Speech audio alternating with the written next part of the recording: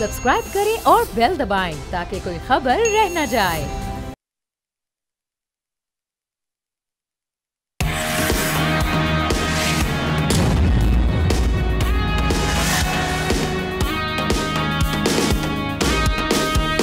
अस्सलाम वालेकुम, आप देख रहे हैं न्यूज़ पंच। मैं हूं आमना खटाना। आज पाक फौज के तर्जुमान लेफ्टिनेंट जनरल अहमद शरीफ चौधरी ने प्रेस कॉन्फ्रेंस की। तो पाक फौज कौमी फौज है जिसका कोई सियासी एजेंडा नहीं है। उन्होंने ये भी कहा कि पाक फौज ना किसी सियासी जमात की फेवर में है और ना ही उसके अगेंस्ट है।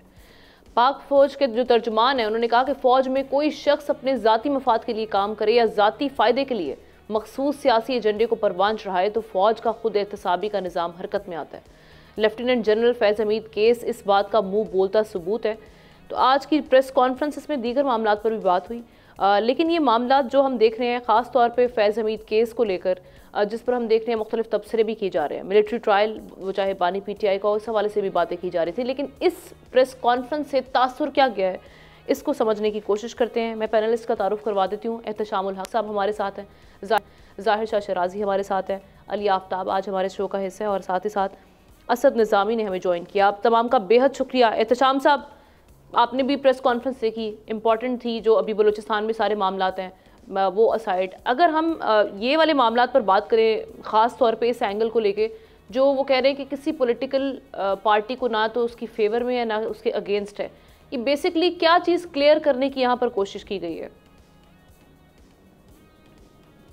हमने देखें, पहले तो अगर हम समराइज़ कर लें जो आज उनकी प्रेस कॉन्फ्रेंस थी, जिसका इंतज़ार कल रात से ही हो रहा था और कल रात से ही इस्लामाबाद इसी को बड़ी इंपॉर्टेंट बातें की जाएंगी और 5 चीज़ें उन्होंने बड़ा वाज़े तौर पे जिन पे उन्होंने बात की है कि दहशतगर्दी पे बात की है, बलूचिस्तान पे बात की है, अदलिया, इकॉनमी और फिर जो नेक्सस बानी PTI इमरान खान और फैज़ हमीद का उन पर बात की। देखिए आमना, ये जो आप बात कर रही हैं ना, ये बड़ा वाज़े तौर पे सवाल के जवाब में कहा कि जी हमारा कोई एजेंडा नहीं सियासी, हमारी किसी के साथ एफिलिएशन नहीं है। अब बहुत सारे हवालों से तो पहले भी इस तरह की बातें करते रहे हैं, लेकिन यह है कि अब देखने वाली बात है ये कि किस हद तक उन्होंने अपने आप को अलहदा कर लिया है पॉलिटिक्स से। आपको याद है जनरल बाजवा ने एक स्टेटमेंट दिया था कि जी आज के बाद हमारा कोई ताल्लुक वास्ता नहीं है कि हम किसी सियासी जमात या हम पीछे बैठ के कुछ नहीं करेंगे। तो द फेस ऑफ इट तो मेरा ख्याल है उनकी बात में वज़न है, देखा जाता है कि जी वो जो कह रहे हैं वो ठीक ही कह रहे होंगे।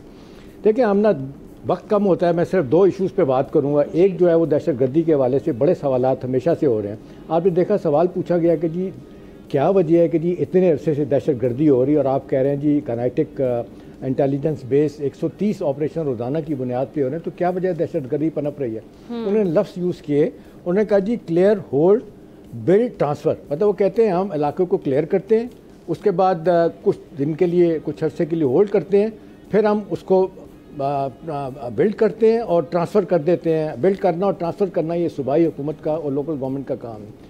और कहते हैं बिल्ड करने में मदद देते हैं, जब ट्रांसफ़र करके हम चले जाते हैं, कुछ अर्सा बैठे रहते हैं, उसके बाद फिर जो काम लोकल गवर्नमेंट का है, सूबाई हुकूमतों का, वो नहीं करते तो नतीजतन फिर दहशतगर्दी आती है। जैसे सवात में इसी तरह हुआ, और जगहों पे हुआ, तीरा वैली में हुआ, शाह साहब को हमसे ज़्यादा पता है कहाँ का क्या हुआ।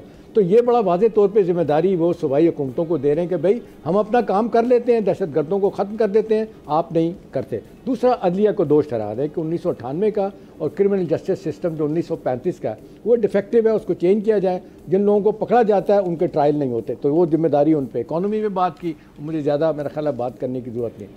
सबसे अहम बात है हमने, जो सारे आपने देखा कि फैज़ हमीद के बारे में कोई सवाल का जवाब नहीं था। उन्होंने खुद इस पर बात की कि जी कोर्ट ऑफ इंक्वायरी मुकर्रर की गई, उसकी सिफारिशात के बाद पे फैसला हुआ कि फील्ड कोर्ट मार्शल इनका होगा।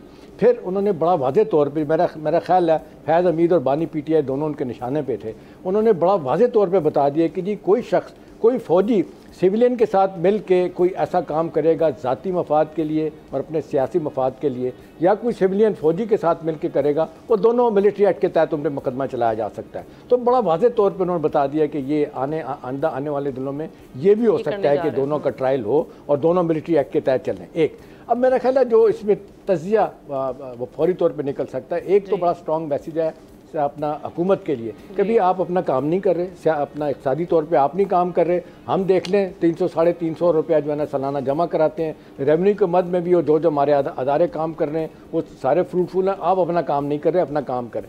अदलिया को स्ट्रॉन्ग मैसेज दे दिया कि जी आपकी वजह से मामला ख़राब है। मेरा ख्याल है दहशत गर्दी के कॉन्टेक्स्ट में जिस तरह बलूचिस्तान का एहसास मरूमी और साथ साथ उन्होंने कहा जी ये जो लफ्ज़ यूज़ किया उन्होंने रियासती जबर का, इसको भी बड़ा वाज़ेह तौर पर उन्होंने बताया कि जी इसमें लोग अपना नैरेटिव बनाते हैं और नैरेटिव बना के बेचते हैं। बाय द वे आमना आपने एक चीज़ नोट की, जो 2 दिन पहले प्रेस कॉन्फ्रेंस हुई थी, कोर कमांडर कॉन्फ्रेंस मीटिंग हुई थी, उसमें भी डिजिटल दहशतगर्दी का नाम नहीं लिया और आज इन्होंने भी डिजिटल दहशतगर्दी का नाम नहीं लिया। अब इन्फ्लुएंस इज योर की क्या हो सकती है। अब सियासी जमातों को तो एक मैसेज है कि जी आप अपना काम करें, हम अपना काम करते हैं। और मेरा ख्याल है आखिरी बात हमने ये है कि दहशतगर्दी की जंग में सबसे आगे जाएंगे। और दूसरा ये कि जो रिजॉल्व नज़र आता है कि कोई बातचीत PTI से नहीं होगी, सियासी लोगों से बात करें और जो मुकदमे आप पे बन रहे हैं और जो मिलिट्री एक्ट के तहत। आखिरी बात हम ना देखें, एक और बात की गई, उनसे सवाल पूछा गया कि जी जब पता चल गया था आपको, 2 साल पहले पता चल गया था टॉप सिटी के मामले को, तो कि ये इन्वॉल्वमेंट इनकी है, तो आपने फिर DGI क्यों बनाया? उन्होंने कहा कि ये बात गौर करने वाली बात। अच्छा जवाब, उन्होंने कहा जी जब तैनाती होती है ऐसे कि चीफ विप में होता है, लेकिन गया होता है, वो कहते हैं इसमें क्योंकि आखिरी से होती है प्राइम मिनिस्टर की, वो फैसला करता है, तो वो वहाँ पे जाके जो है ना आर्मी की कोई रिजर्वेशन होती है वो कुछ नहीं कर सकते। तो वो ज़रा इनडायरेक्टली सारा दोष बानी PTI पे कि जी उन्होंने जोर दिया था, उनको मुकर्रर किया गया। तो मेरा ख्याल है आज बड़ा स्ट्रॉन्ग सिग्नल है सियासी लोगों के लिए, अदलिया के लिए भी, दहशतगर्दों के लिए, और एक बहुत बड़ा रिजॉल्व है कि वो पीछे हटने वाले नहीं है। और मेरा ख्याल है डेफिनेटली सारे इस वक्त ऑफिशियल अनऑफिशियल क्वार्टर में आज यही बहस हो रही होगी कि इसकी क्या कॉनोटेशन बनती है प्रेस कॉन्फ्रेंस की। मेरा ख्याल है आर्मी ने बहुत से हवालों से, आज DG ISPR ने मेरा ख्याल है बहुत से सवालों का जवाब दे के बहुत सारी चीज़ों को क्लैरिफाई किया। ठीक है शाह साहब, आप भी ये समझते हैं कि क्लैरिटी कहीं ना कहीं मिल गई है, ख़ास तौर पे अगर हम इसको एक मखसूस जमात के साथ कहा जाए, जिस तरह से अभी PTI जो बात भी कर रही है, अभी इस हवाले से उमर अयूब साहब कह रहे थे जी हम मिलिट्री ट्रायल की जानिब ये नहीं देख रहे जाता हुआ मामला। दूसरी जानिब हम कल देख रहे थे कि अज़मा बुखारी साहिबा पंजाब गवर्नमेंट को रिप्रेजेंट भी कर रही हैं, वो न्यूज़ कॉन्फ्रेंस करके उन्होंने भी इशारा दे दिया। बाकी भी हम देख रहे हैं कि मुस्लिम लीग नून जिनकी गवर्नमेंट है उनके भी रिप्रेजेंटेटिव जब आते हैं TV चैनल्स पे, वो भी यही कह रहे हैं कि मिलिट्री ट्रायल की जानिब मामला जाएगा। तो आज की न्यूज़ कॉन्फ्रेंस आपको लग रहा है कि कहीं ना कहीं इस बात पर मोहर जब्त हो रही है कि ये मामला उसी जानिब जा रहे हैं तेज़ी से?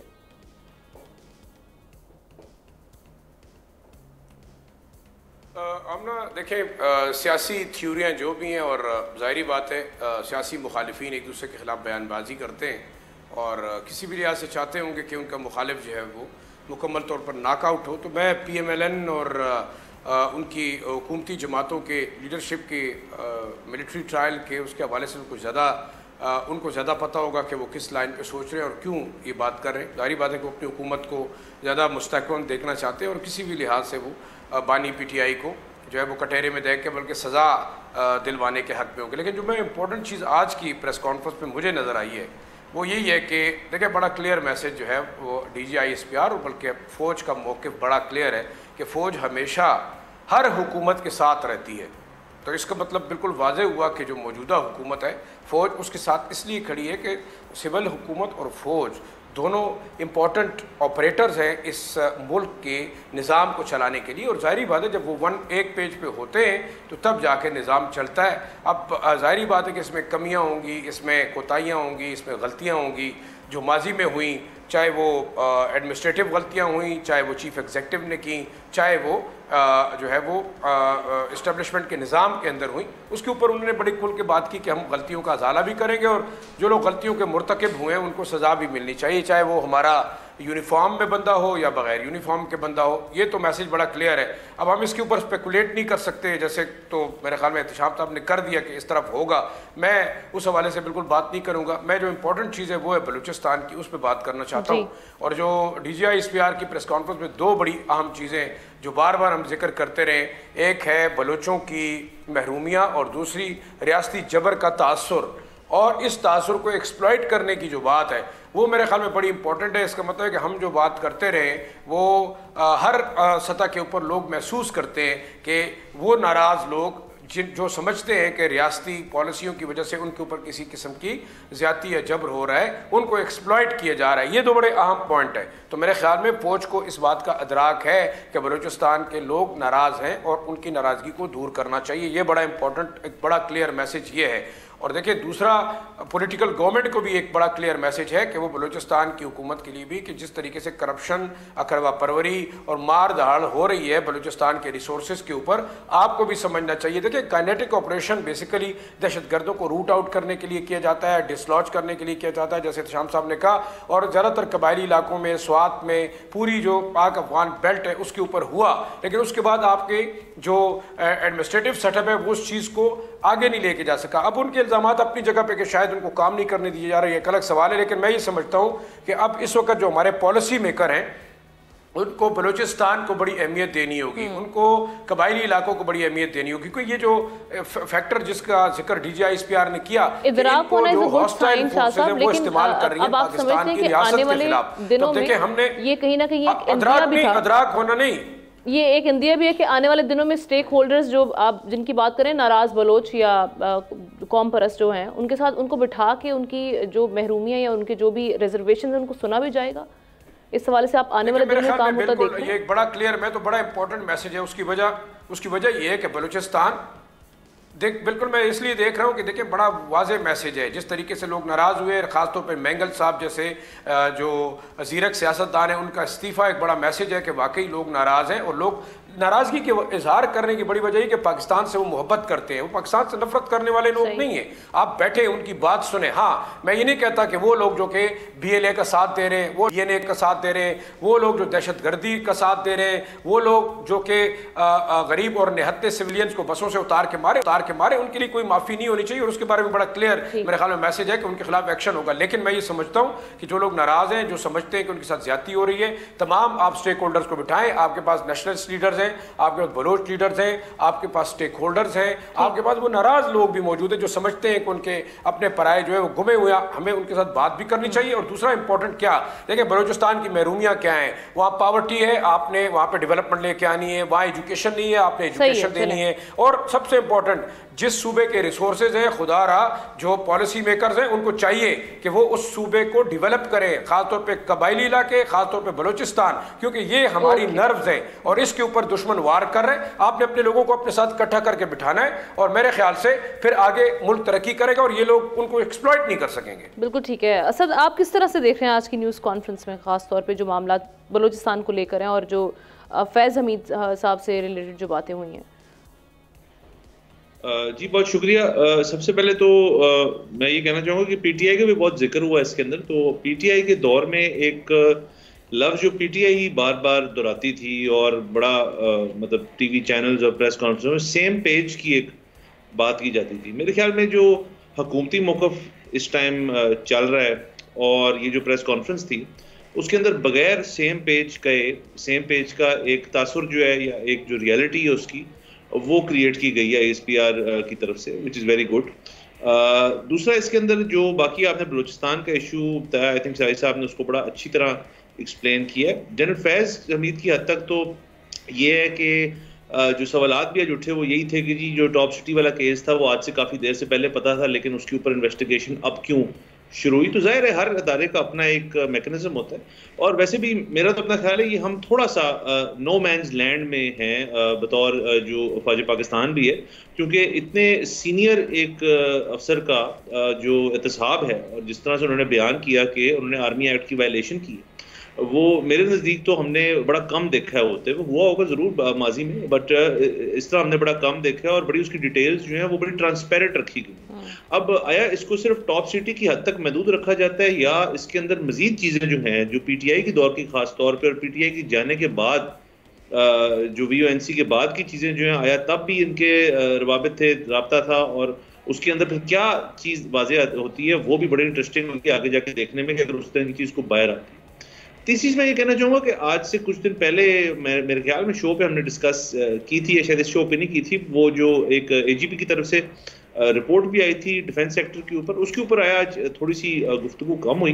आई थिंक लोग एक्सपेक्ट कर रहे थे कि उसके ऊपर भी थोड़ी सी क्लैरिटी है, लेकिन रेगुलरिटीज वाली जो रिपोर्ट उसके अंदर भी ISPR का एक बयान, क्योंकि आई थिंक उसके अंदर जिक्र भी ISPR का था एक हद तक।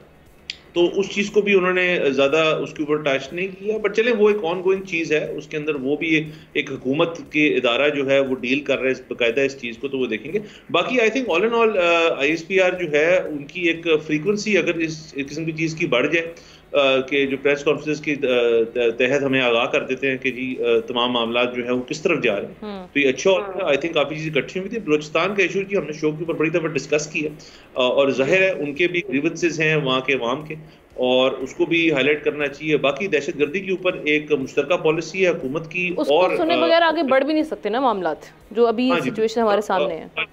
And military and the current government जो है उनको साथ साथ रहते हुए ही इस चीज़ को ठीक करना पड़ेगा। और लास्ट शो में भी यही बात हुई थी कि इस चीज़ को आपको एक तरफ लगाना पड़ेगा अगर उसके उस सूबे में हमने प्रोस्पेरिटी लानी है और क्लैरिटी लानी है और स्टेबलाइजेशन लानी है, तो इसके लिए बहुत ज़रूरी है। और बाकी उनकी प्रेस कॉन्फ्रेंस की हद तक मैं सिर्फ ये कहूँगा कि 48 मिनट्स की प्रेस कॉन्फ्रेंस थी और उन्होंने जो सवालात थे उनके जवाब भी दिए, और ये एक रेगुलर चीज़ अगर हो जाए तो मेरे ख्याल में काफ़ी चीज़ें जो हैं वो मज़ीद क्लियर हो जाएंगी। ठीक है अली, आपका टेक इस पे सारे जो आज का जो प्रेशर था उसको आप किस तरह से एनालाइज करेंगे, क्या आप हाईलाइट करना पसंद करेंगे? जी देखिए, जिंदगी गुजारने का एक ही तरीका है और वो ये है कि इम्कान अच्छा रखना चाहिए। सो हमें जो है हर चीज़ को फेस वैल्यू पर लेना चाहिए। अगर जनरल साहब कह रहे हैं कि जी अब मामलात ठीक होने लगे हैं तो यकीनन ठीक होने लगे होंगे, और हमें पूरी उम्मीद है कि वो ठीक होंगे। जिस तरह से, क्योंकि प्रॉब्लम ये है ना कि एहतशाम साहब ने जिस तरह से फरमाया कि माजी में कुछ अर्सा पहले इस तरह की एक तकरीर जो है बाजवा साहब ने भी की थी कि जी हमारा किसी पॉलिटिकल पार्टी की तरफ ना सॉफ्ट कॉर्नर है ना ही हमारी उनसे लड़ाई है। तो माजी जाहिर है तारीख है, पार्टियों के पसंद नापसंद भी रखी गई रवा, और यहाँ तक कि पार्टियां जीरो से खड़ी की गई। ये सब कुछ ऐसी बातें हैं जो माजी में हो चुका है। लेकिन अगेन वही बात है, अब नई की आदत है। अगर नई की आदत ये कह रही है कि अब से ऐसा नहीं होगा तो हम उनको बिल्कुल मनुअन तस्लीम करते हैं।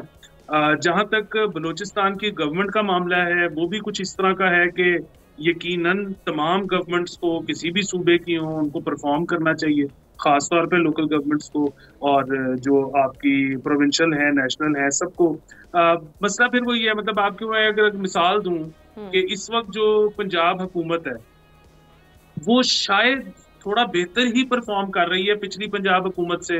मतलब ये जो मरियम नवाज साहिबा की क़यादत में, जी बिल्कुल, मरियम नवाज साहिबा की क़यादत में जो है थोड़ी सी मतलब आपको हलचल नजर आ रही है, थोड़ी सी तेजियां नजर आ रही हैं। जो बुज़दार साहब की क़यादत में बहुत जो है ना, मतलब क्या कहते हैं, सुस्त आपको रवि का सामना था। लेकिन आप अगर अवाम से पूछेंगे ना तो उनको ये हुकूमत पसंद नहीं होगी, और उसकी एक वजह, और उसकी वजह ये है कि एक तासुर कायम हो गया है, सही या गलत मैं उस पे नहीं जाता, लेकिन एक तासुर कायम ये हो गया कि ये 45 और फॉर्म 47 वाला की वजह से कायम हुई है, इसलिए वो खुश नहीं हो सकते। इसी तरह बलूचिस्तान का मसला ये है कि अगेन मुस्तकबिल में इंशाल्लाह सब कुछ ठीक होगा, लेकिन अगर आप माजी देखें तो पूरे मुल्क का इलेक्शन का रिजल्ट आ जाने के 3 दिन के बाद बलूचिस्तान का इलेक्शन का रिजल्ट आना शुरू होता था। तो अगर इस तरह से मामलात होंगे तो फिर वही बात है, वो हुकूमत अच्छा परफॉर्म करे, बुरा परफॉर्म करे, अवाम की ताईद उसको हासिल नहीं हो सकती। और वहां पर हम देखते हैं कि जोड़ तोड़ की सियासत बहुत होती है। हम वहां पर देखते हैं कि again Punjabi leadership, Sindhi leadership. Ali मैं आपको इंटरप्ट नहीं करना चाहता, फॉर्म 45 की जो बात की एक जुमला अगर ऐड करने दें। आपने फॉर्म 46 की बात की है, 45-46 की। मौलाना फजल रहमान साहब ने लगता है कि उनकी बात तय हो गई है। कल पार्लियामेंट में उन्होंने कहा दिया कि जी फॉर्म 46 की है या 5 की है, अब यही हुकूमत है, इसी के साथ हमने काम करना है। जी जी ठीक है जी बिल्कुल ठीक है। मौलाना फजल रहमान ने यकीनन ऐसे कह दिया होगा, लेकिन फिर वही बात है, मैं तो सिर्फ ये कह रहा हूँ कि ये हुकूमत अगर हीरे जवाहरात भी सबको दे देना तो लोग नहीं खुश होने लगे। उसकी वजह ये है कि तासुर ये है कि ये इलेक्शन फ्री एंड फेयर नहीं थे। सो अगेन ये जो डेमोक्रेसी है, और डेमोक्रेसी के अलावा जो कानून है, मतलब ये इस तरह की बड़ी मिसालें मिलती हैं कि मतलब इंसाफ सिर्फ मिलना जरूरी नहीं है, ये सबको दिखना कि इंसाफ मिल रहा है ये भी बहुत जरूरी है। सो जब तक इन सब चीजों पर काम नहीं होगा तब तक हमें बहुत मुस्बत नताइज नजर नहीं आएंगे। लेकिन अगेन नई क़यादत अगर कह रही है कि जी हम इसके लिए काम कर रहे हैं तो हम तस्लीम करने के लिए। चलें जी, आपका इस हवाले से तज्जिया आ गया। एक ब्रेक लेते हैं, ब्रेक के बाद स्टोरीज उस पर डिस्कशन करेंगे।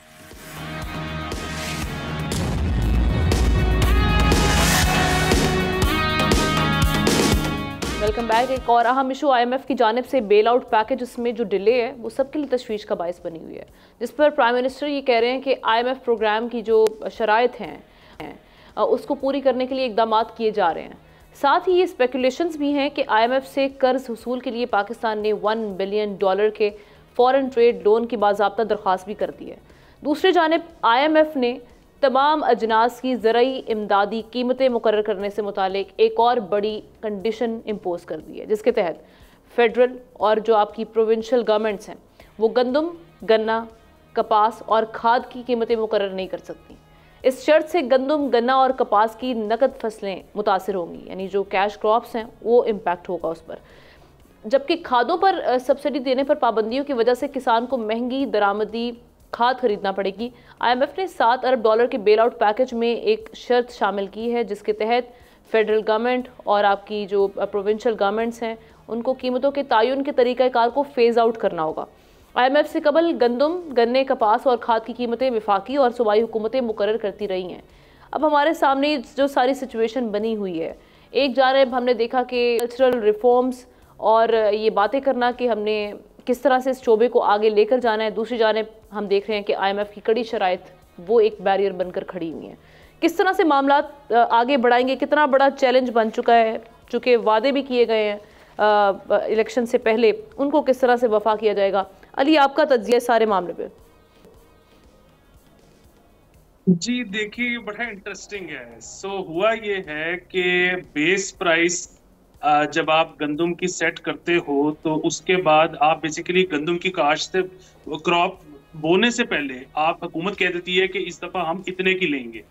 अच्छा, किसान जो है उसको पता लग जाता है कि अच्छा यार मेरी इतने का बीज लगेगा, इतने की मेरी खाद लगेगी, इतना मेरा जो है काश्त में लग जाएगा और उसके बाद मुझे इतना प्रॉफिट मिल जाएगा। अब ये साल हर साल से इसी तरह से चल रहा है।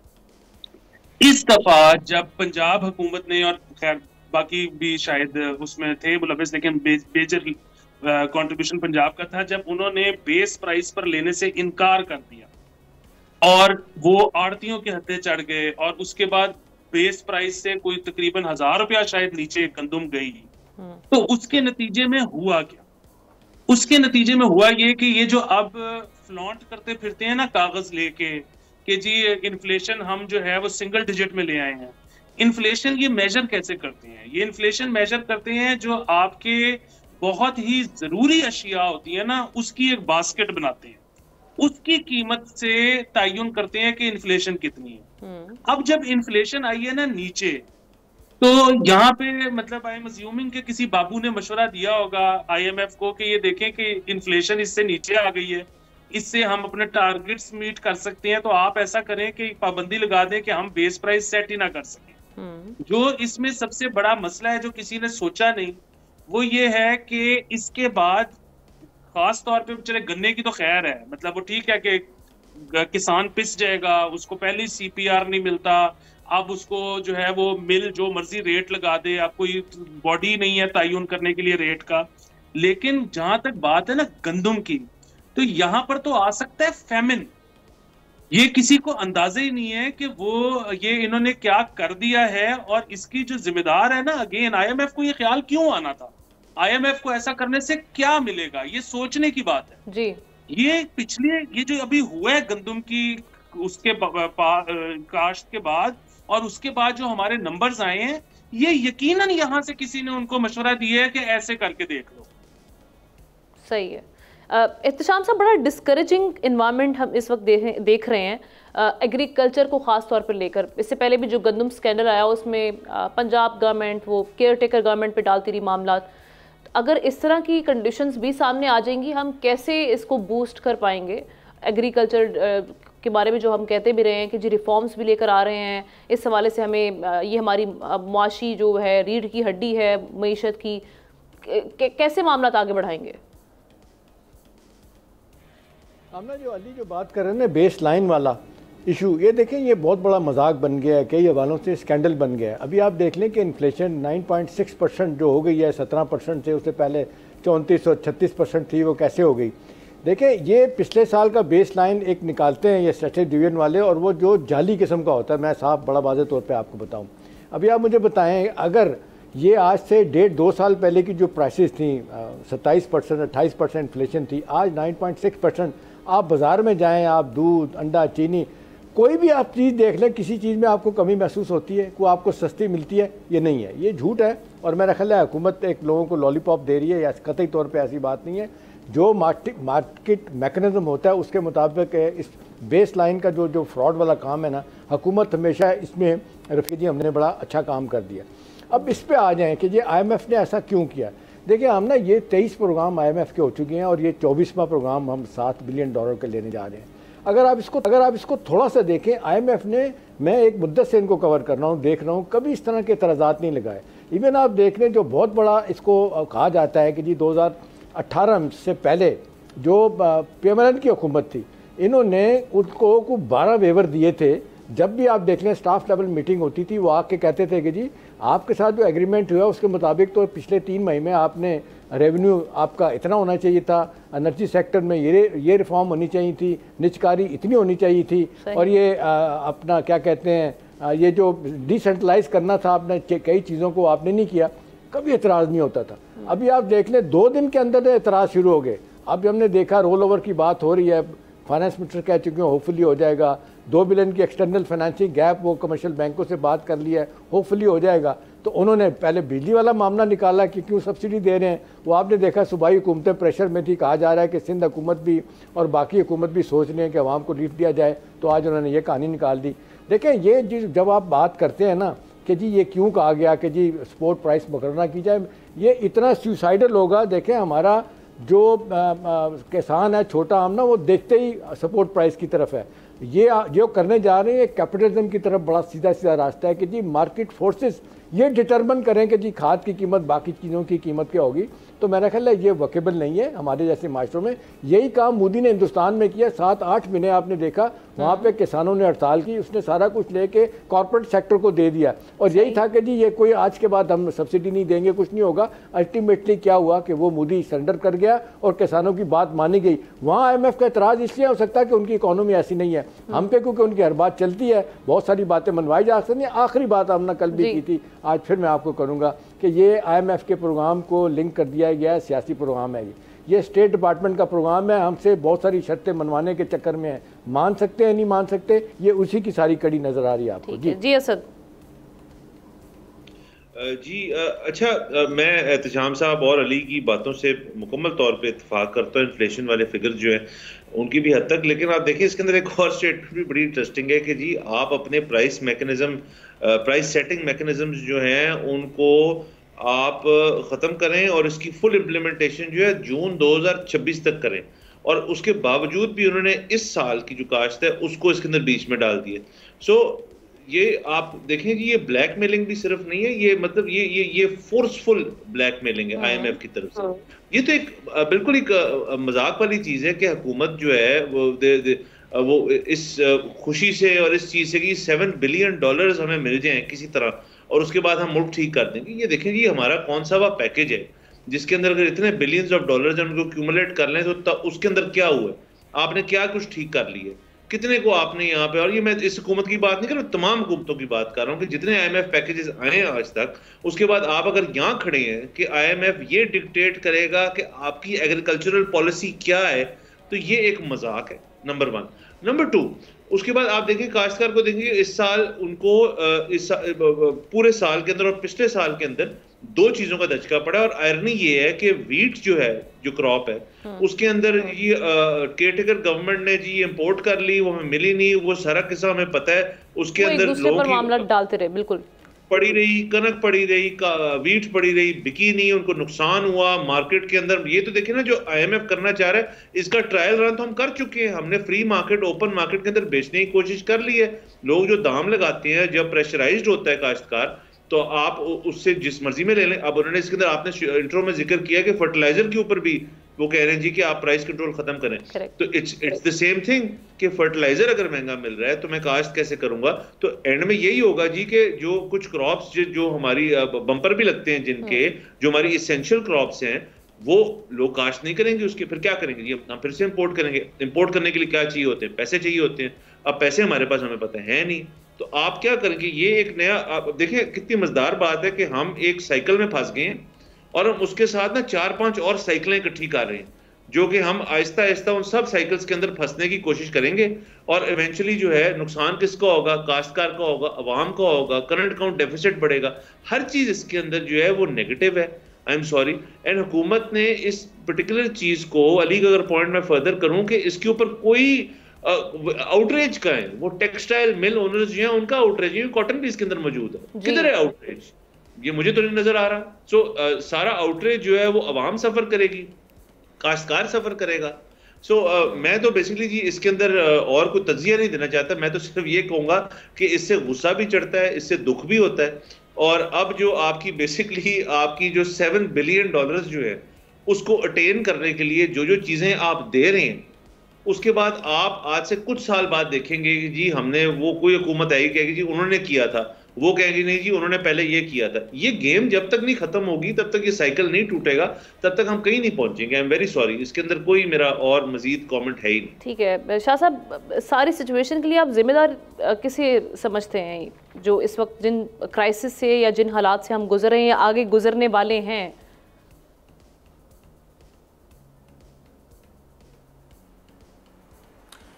आमना, मेरे ख्याल में देखें, कैसर बंगाली जैसे दुनिया के माने हुए इकोनॉमिस्ट अगर कहते हैं कि जनाब आपकी इकॉनमी कोलैप्स कर गई है, आप टोटली डिफ़ॉल्ट हो चुके हैं, तो इसमें तो मेरे ख्याल में कोई दूसरी राय है नहीं। और जो IMF आपको करने जा रहा है, ये बताएं इंडस्ट्रियलिस्ट या जो वेल ऑफ तबका है वो तो पहले ही यहाँ से कैपिटल फ्लाइट आप हो रहा है, कोई वो कह रहे हैं दुबई में जी इंडस्ट्री, आपकी जो इकोनॉमी है वो बिल्कुल राइट ट्रैक पे है, मुश्किल हालात है लेकिन कर जाएंगे हम।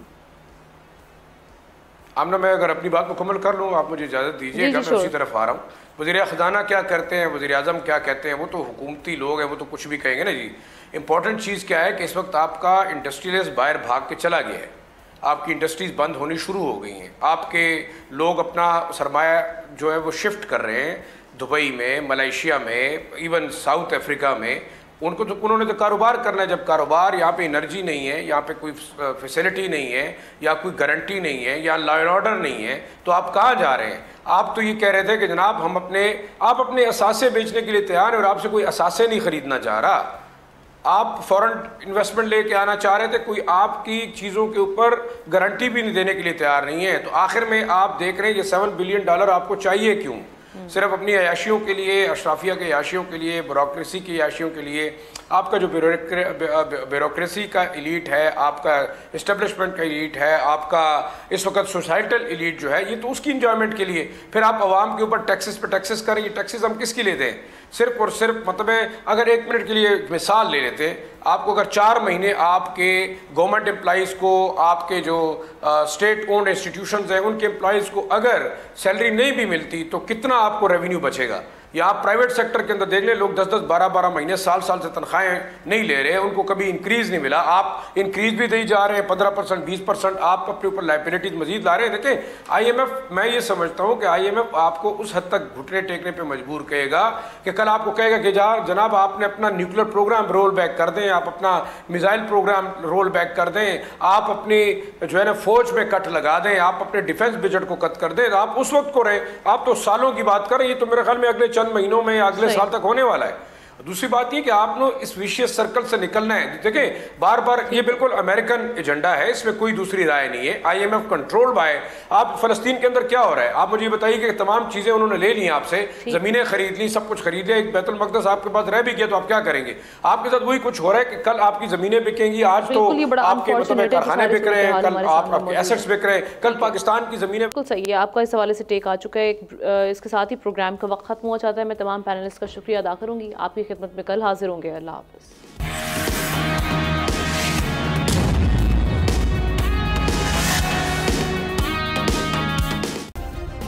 सब्सक्राइब करें और बेल दबाएं ताकि कोई खबर रह न जाए।